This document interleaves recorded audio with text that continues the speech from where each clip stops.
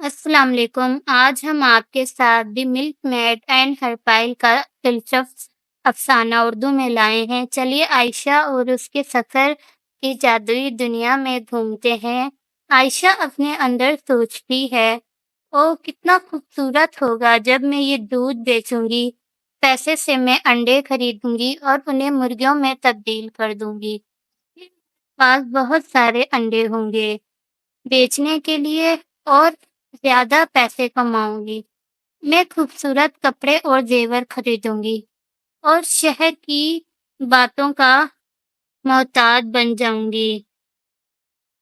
اپنے شاندار خوابوں میں گم ہونے کے چکر میں عائشہ نے اپنے راستے میں ایک پتھر کو دیکھا تک نہیں، اور جب تک دیر نہ ہو گئی عائشہ جو ہے وہ پتھر سے ٹکرائی اور اس کا دودھ گرتے گرتے بچا۔ عائشہ اداسی سے، او نو میرا دودھ۔ عائشہ کی خوابوں کی دنیا ٹوٹ گئی جب اس نے اپنی لاپرواہی کا انجام محسوس کیا، مگر تبھی ایک دانش مند مرد نظر آیا۔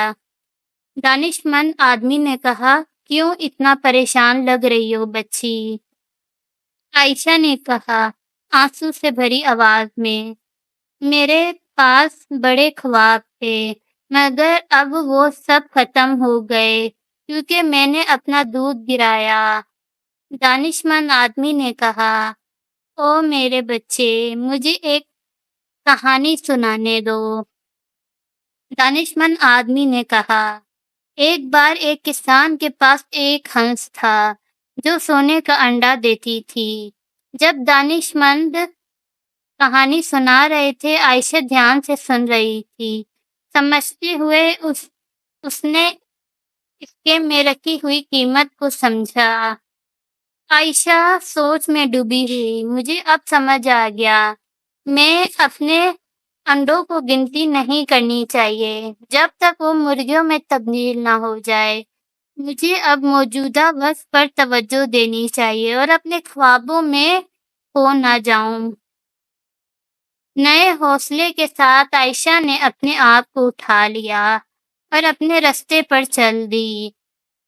اس دن کے بعد سے عائشہ محنت اور صبر سے کام کرتی رہی، جان بوجھ کر جانتے ہوئے کہ کامیابی اس کے پاس تب تک آئے گی جب وقت صحیح ہوگا۔ اور اس طرح عزیز دوستوں، عائشہ اور اس کے دودھ کے بالٹی کی کہانی کو یاد رکھیے۔ اس سے آپ کو یاد دلایا کہ موجودہ وقت کی قدر کرنی چاہیے اور اپنے خوابوں کی طرف محنت کرنے کے لیے محنت کرنی چاہیے۔